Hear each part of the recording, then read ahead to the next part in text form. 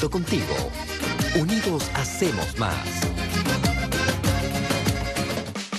Muy bien, estamos de vuelta ya. Último bloque, Cuento contigo. Unidos hacemos más. Vamos inmediatamente a un consejo de FONASA.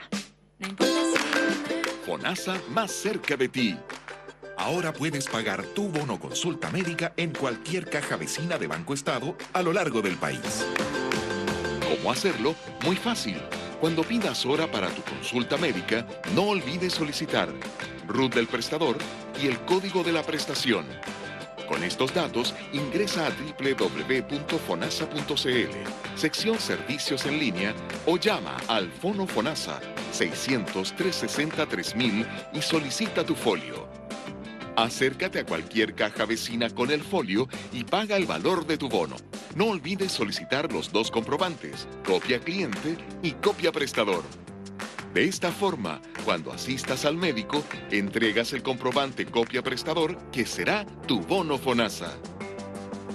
FONASA me protege.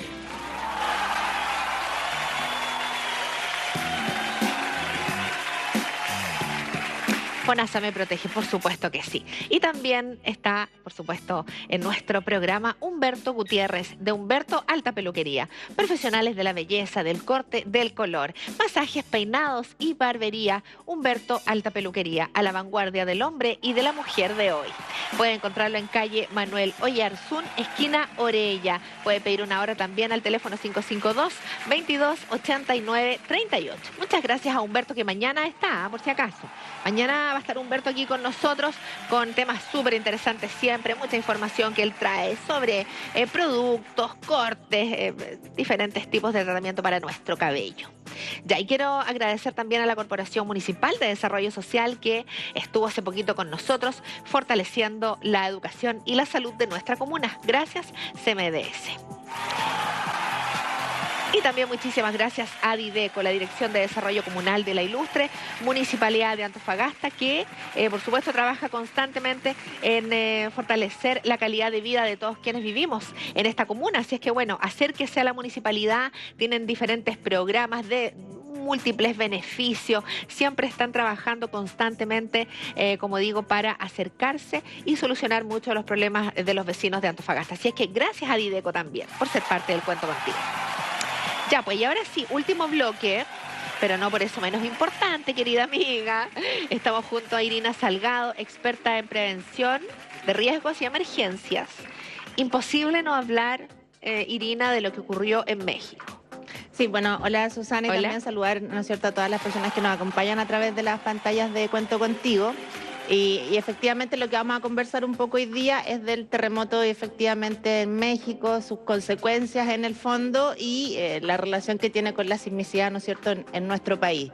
Básicamente porque México, igual que nosotros, comparte una condición que es estar en el cordón de fuego del cinturón del Pacífico. Ah, ya, pero el tema de las placas, ¿compartimos ahí o no? No, en este caso el terremoto de... Bueno, ellos tienen dos terremotos, que es un poco para explicar a la gente también.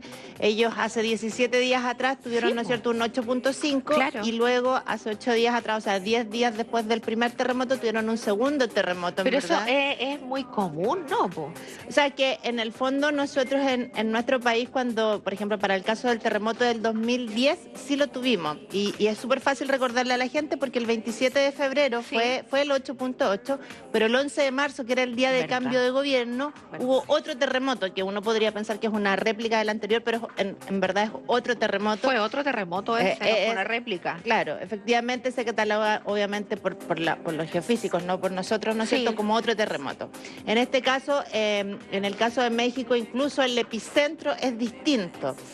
Lamentablemente, como estamos conversando hoy día, que han pasado 8 días de este terremoto, están las imágenes de la prensa. Están buenísimas esas imágenes que, claro, grafican un poco el drama y que fue una cobertura internacional, porque es que cómo no sorprenderse, Irina, por estos dos eventos tan potentes, tan fuertes para este país. Sí. Y lamentablemente para la gente que nos está viendo hoy día, que ya vamos en el día número 8 después del segundo último, claro, terremoto, vamos en una cifra de 430 muertos oficiales. Entre ambos.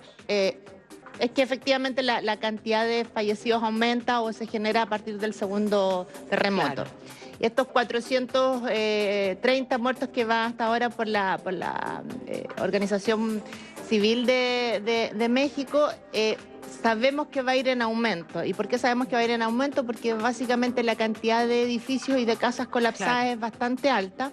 Por lo tanto, a medida que pasan los días y que las brigadas van accediendo a zonas que son más rurales o edificios que en verdad se cayeron completos, van apareciendo aquellas personas que fallecieron. En 1985, Ciudad de México tuvo un terremoto que dejó con una cifra sobre, ¿no es cierto?, los 20.000 afectados. Entonces, nosotros en este caso sabemos que la cifra va a ser mayor.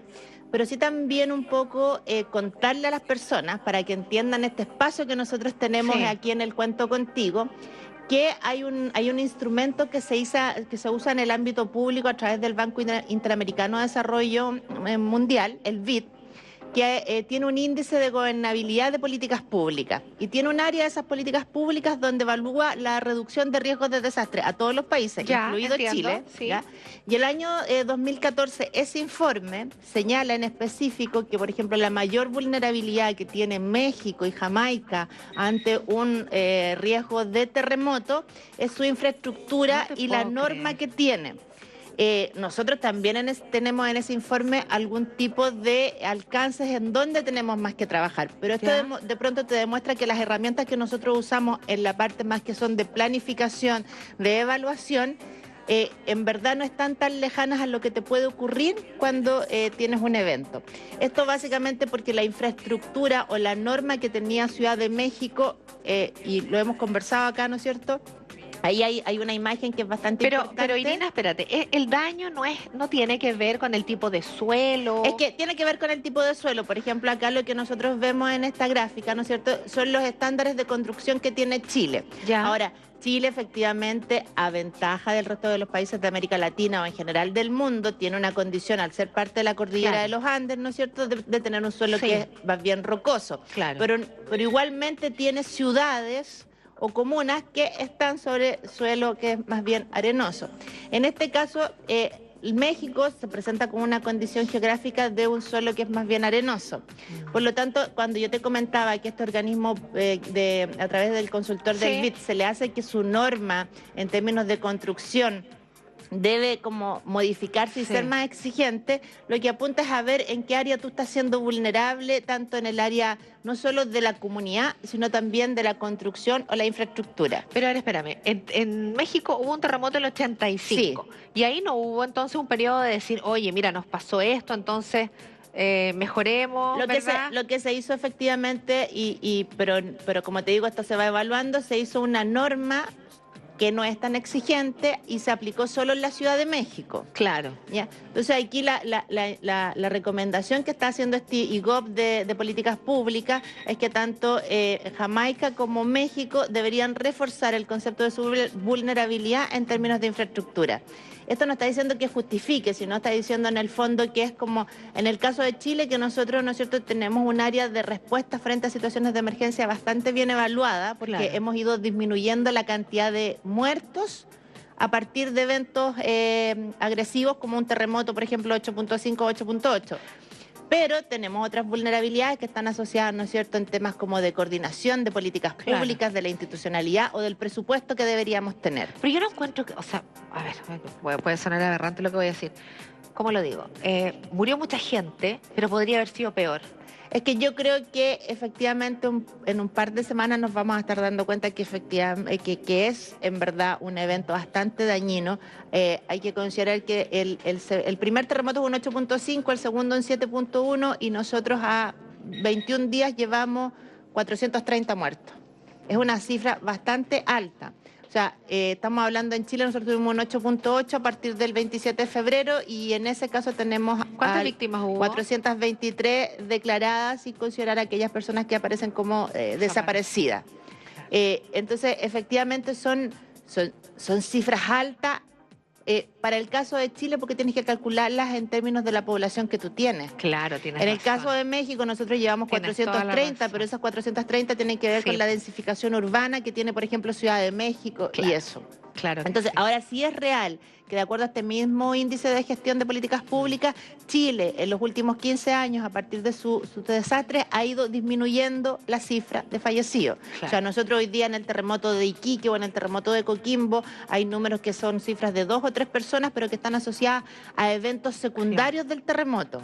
¿A qué me refiero? Un ataque al corazón, Sí, no es la caída de una construcción. De una estructura, claro. Entonces, también contarle a la gente que si se quiere informar puede entrar a la página, ¿no es cierto?, del DICTUB, que es el organismo de la Universidad Católica en términos de infraestructura a través del ILIDIAM, que tienen la norma constructiva que se aplica en Chile, que es la norma constructiva más exigente hoy por hoy en el área de edificios sismo resistentes. Esa es la palabra correcta porque no existen edificios antisísmicos. No, son sismo resistentes. Claro, por ejemplo, en Antofagasta el hospital regional sufrió un retraso al periodo, ¿no es cierto?, como de un año, pero era porque ese edificio efectivamente en su primer diseño no había considerado unos expansores sísmicos y una condición que le permitiera, ¿no es cierto?, a la infraestructura crítica seguir funcionando después. Entiendo. Irina, hoy, Chile, si ocurriera un terremoto potente como el que tuvimos en el 2010 o una eventualidad como lo que ocurrió en México,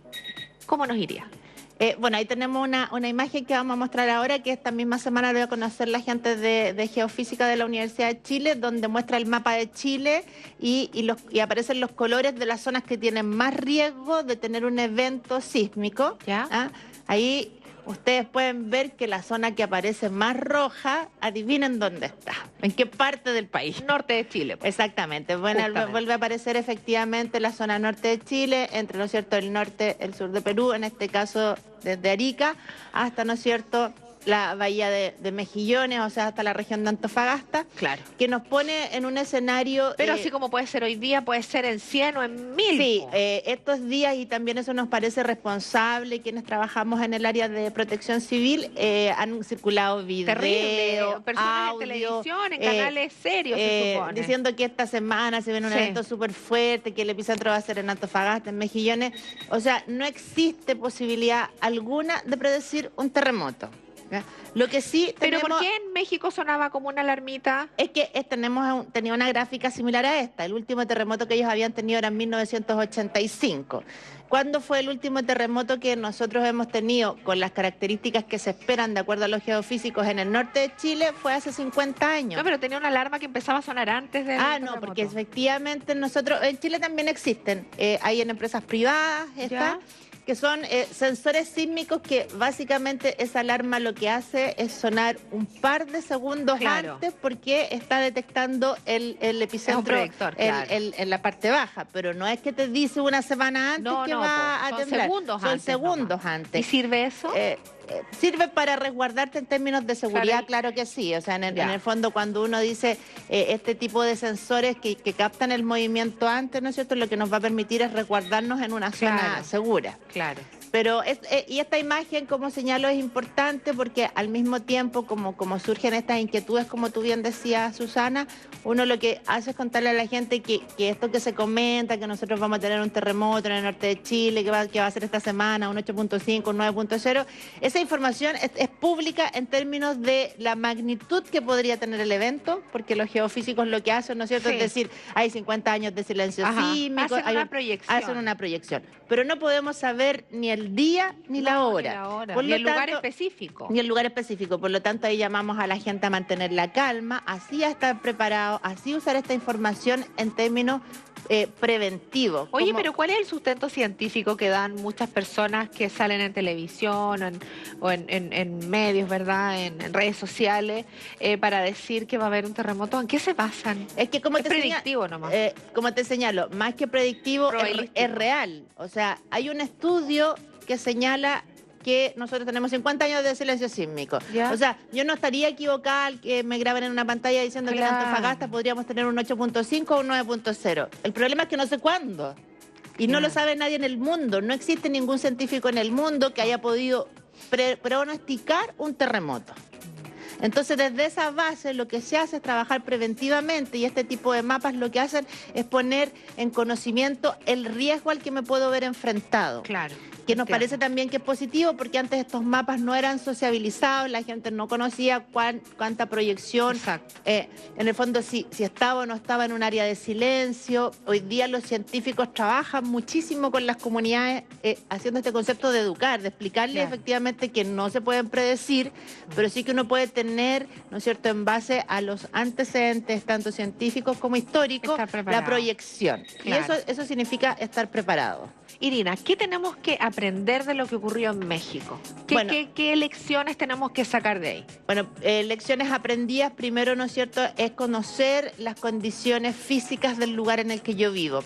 Hay muchos videos que hoy día están en las redes sociales, que de hecho nosotros lo ocupamos la semana pasada en un taller, porque hay un edificio donde se le dice a la gente que evacúe porque ese edificio ya quedó resentido del terremoto anterior.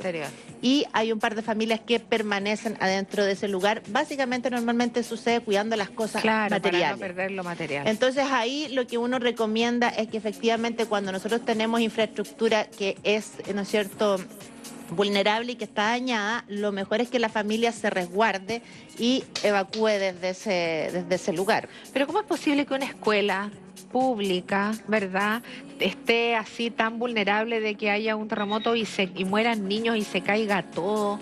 Porque te acabo de decir que en este caso, y por eso te decía que era una recomendación que ya se había hecho, hay una vulnerabilidad en términos de infraestructura. Por eso, pero no puede eso clausurarse, decir, no puede entrar un niño más acá porque hay un inminente riesgo. Eso tendría que venir en la evaluación post y en la política pública que se está aplicando en ese país. Por eso te señalo que, por ejemplo, en Chile, para construir cualquier infraestructura, sea pública o privada, se debe respetar una norma que dirige el IDIEN y el DICTU, que son los organismos técnicos de la Universidad de Chile y de la Universidad Católica, en construcción sismo resistente. Esa norma está reconocida mundialmente hoy día como una de las normas más exigentes del mundo. Por eso cuando nosotros tenemos terremotos de las características que tenemos, no solo tiene que ver con el suelo, sino que también con la forma de construir. O sea, debería quedarme tranquila si el colegio de mi hija, de mi hijo, el jardín infantil o la escuela, el liceo, ¿está bajo esa norma? Es que si la norma se cumplió, sí. Nosotros con el terremoto del 27F, si la gente se recuerda, vimos, por ejemplo, cuando una empresa constructora no respetó la norma y el edificio Alto Biobío se fue de espalda y se cortó por la mitad, ¿no es cierto? Entonces ahí estamos viendo que efectivamente si la norma se respeta, nosotros tenemos los últimos 15 años una serie de terremotos donde la infraestructura que ha colapsado, tanto en términos de la vial, como, ¿no es cierto?, la de edificios o la de casa, es bastante menor. Irina, tenemos un llamado, parece. No sé si todavía estará en línea. Buenas tardes. Buenas tardes. Hola, ¿con quién hablamos? Con Reinaldo. Hola, Reinaldo, cuéntanos. Oiga, mire, quería hacerle una pregunta a la señorita que está ahí. ¿Ya? Y mire, ¿cuánto es cierto lo que, por ejemplo, ahí en la red cuando sale ese caballero Haroldo y pronóstico, pero, o sea, él dice que tiene un sistema como para ver los terremotos? O sea, ella como profesional. Me gustaría saber si realmente es real eso o es algo que se inventa de la misma gente. Esa sería mi opinión, o sea, mi pregunta, perdón. Gracias, Reinaldo. Gracias, Reinaldo. Muy buena la pregunta que hace Reinaldo, porque de hecho, específica. Y de esta semana se dio a conocer, porque obviamente ya a partir de que estos brasileños y otros han dicho que los sismos se pueden predecir y todo, se mostró una base de una proyección que él hizo durante 2 meses, ¿ya?, de decir que, por ejemplo, va a temblar en Antofagasta y va a salir 5.6. Ya de esa proyección que él hizo usando según su modelo matemático, de algo así como de 300 sismos que él predijo que podrían ocurrir, solo 4 ocurrieron y no en la intensidad ni en la magnitud. O sea, él que tuvo una tasa de éxito, por lo que yo leí, de un 6%. A un 6% le achuntó el hombre, o sea... Y además que lo que nosotros comentamos o que se usa para educar súper bien en esta área, yo le podría decir, por ejemplo, a don Reinaldo, que la próxima semana va a temblar en Antofagasta y que ese sismo va a ser de 3 grados en la escala de Richter, en la región de Antofagasta. ¿Y cómo yo podría decir eso? Porque si yo entro hoy día a la página del Servicio Sismológico Nacional de la Universidad de Chile, aparece la sismicidad a diario de todas las regiones del país.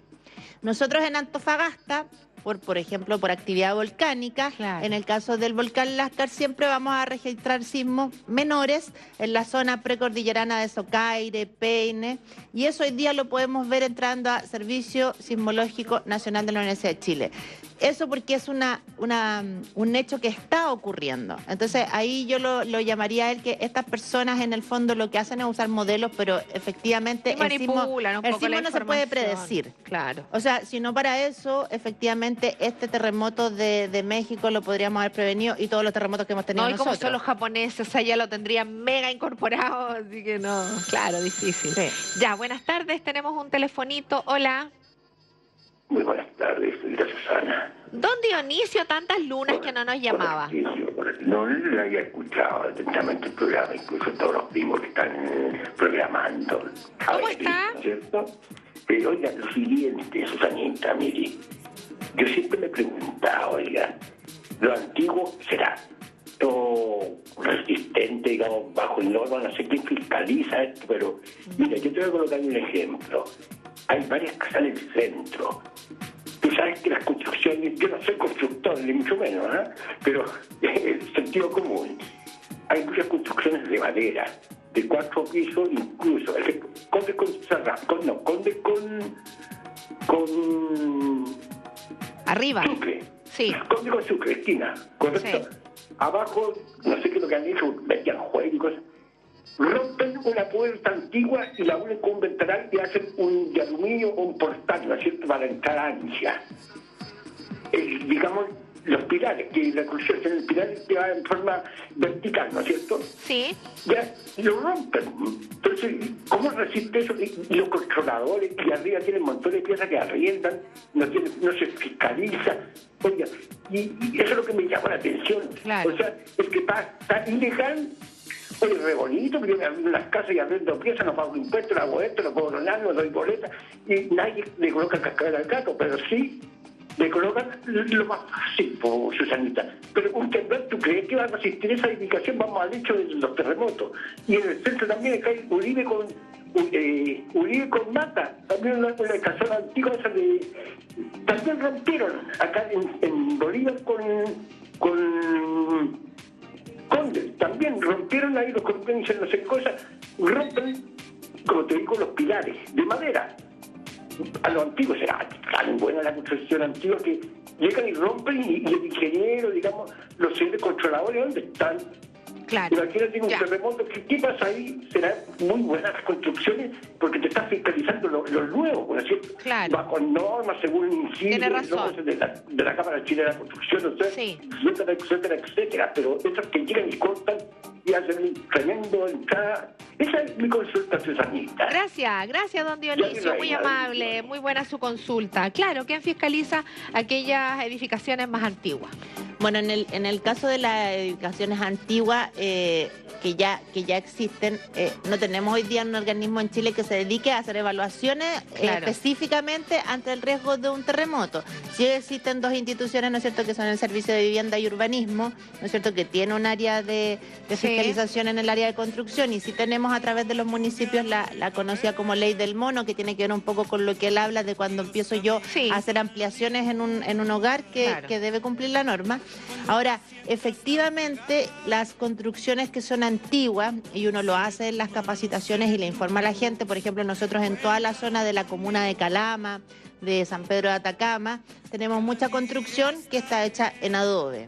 En este caso, ahí a la gente le dice que ante un riesgo de terremoto ellos deben Claro, evacuar la vivienda. enseguida. Ya, por ejemplo, en el caso de el terremoto de Iquique el año 97, en la comuna de Huara, una familia completa falleció quedándose adentro de su vivienda porque era una vivienda de adobe. Claro, de Ya. adobe. Ahí hay una condición que es bastante simple y rápida de reconocer el riesgo porque la construcción es de adobe.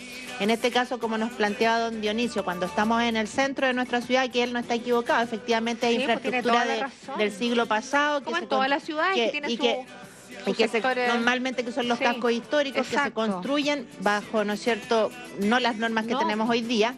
Ahí la recomendación primero es que esas personas hagan evacuaciones de esos edificios lo más rápido posible, que el trabajo de la evaluación de infraestructura hoy día la podrían hacer.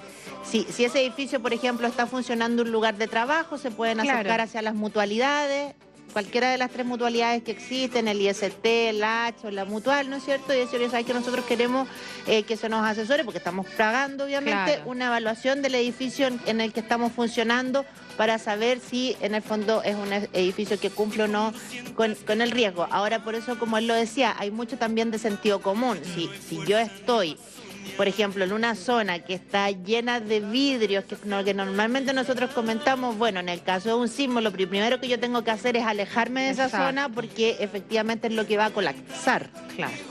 Oye, Irina, mucha, súper interesante el tema, muy atingente, además era súper necesario que lo conversáramos por lo mismo, porque hay mucha gente que se queda con dudas, que hay mitos todavía, se empiezan a hacer así como unas... se empiezan a unir cosas que no tienen nada que ver, o sea, lo que ocurrió en México ocurrió en México, El huracán ¿verdad? con el terremoto, el todo fin del mundo. calza, claro, todo calza apoyo. Tranquilidad, siempre como dices tú, resguardarse, tener su plan de acción, su mochilita, ¿verdad? Y bueno, nada más que O sea, es como lo que yo comentaba bien importante y siempre lo reitero y me gusta porque el Cuento Contigo y el canal tiene una línea en eso. Nosotros vemos estas imágenes, pero después luego tenemos que pasar a la acción. ¿Qué haríamos nosotros si ahora que nosotros estamos conversando hay un terremoto? Ay, Dios Lo mío. conversamos, sabemos dónde vamos a llegar, quién va a ir a buscar al niño al jardín infantil, Exacto. hacer nuestro plan de seguridad, como decía don Dionisio, evaluar el lugar en el que Eso. estoy, mirar y decir, bueno, yo estoy en un lugar de riesgo, por lo tanto voy a tener que evacuar, cuál va a ser mi zona segura. Eso. Y en el caso de las empresas y de los establecimientos educacionales, como lo hemos conversado, la ley exige que haya un plan de seguridad y un plan de emergencia y que se ponga en práctica y que sea conocimiento de sus trabajadores o de los educadores y de los apoderados. Por lo Perfecto. tanto, ahí lo pueden Ya. exigir. Muy bien. Irina Salgado, muchísimas gracias, experta en prevención de riesgos y emergencias, conversando acá en el Cuento Contigo. Te agradezco tu presencia, Gracias. amiga querida. Nos vamos ya a despedir esta tarde de martes. Hace frío, parece, afuera, ¿o no? Tú andas con un poquito de calor y yo tengo frío. Así es que abrigarse, váyase a su casita rapidito y mañana nos encontramos con más. Unidos, hacemos más Cuento Contigo. Buenas tardes. Seré tu mano, seré tu voz, cuenta conmigo, que allí estaré. Cuento contigo. Unidos hacemos más.